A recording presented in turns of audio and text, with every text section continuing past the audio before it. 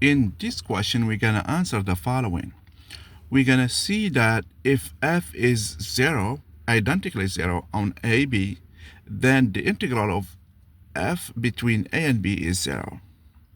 The question that we're gonna ask is, if the integral between a and b of f of x dx is 0, do we have f identically 0? Okay, so for this first case, we assume that f is identically 0. That means f of x is 0 for all x in AB. Okay, that means f is 0 everywhere on this interval.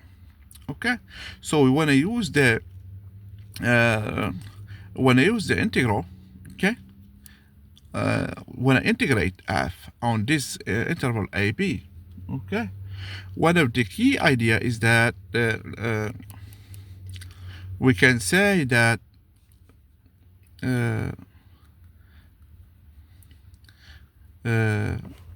this integral, we can express it as f of x dx is the limit as n goes to infinity of some b minus a over n f of cx, where cx is some subdivision of the interval AB. So we can say cx is a plus k b minus a over n. Okay, and we can do the Riemann sum. Okay, but we need one more thing here. So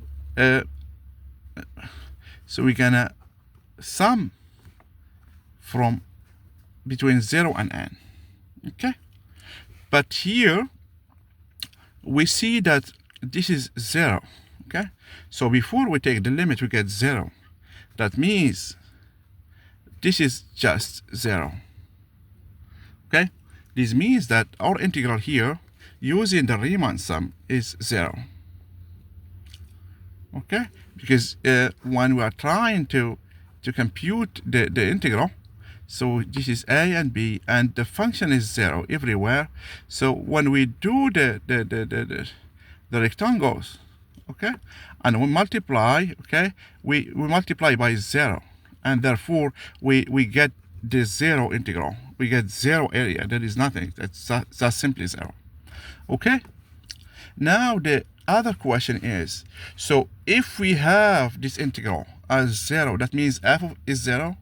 So to answer this question, we're gonna just do some graphing. Okay, so let's see if we can use the f of x is x cubed.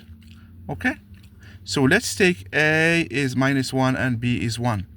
Okay, so this is the area of the function. Oh, this -1 is too big. Okay, so here, so the area between a and b of f of x dx, which is -1, 1. Okay, f of x is x cubed, so it's x cubed is 0. But f of x is x cubed is never 0, except when x is 0. And we accept that we have some kind of, let's say we can have some value. It can be 0 in some points, but not in every point. So that means this is not 0 except when x is 0, and therefore this is not true. Okay, if we have the integral is 0, it doesn't mean that the function is 0. Okay, but if the function is 0, the integral is absolutely 0. So we have one way, but not the way around. Okay, so this is the key to this problem.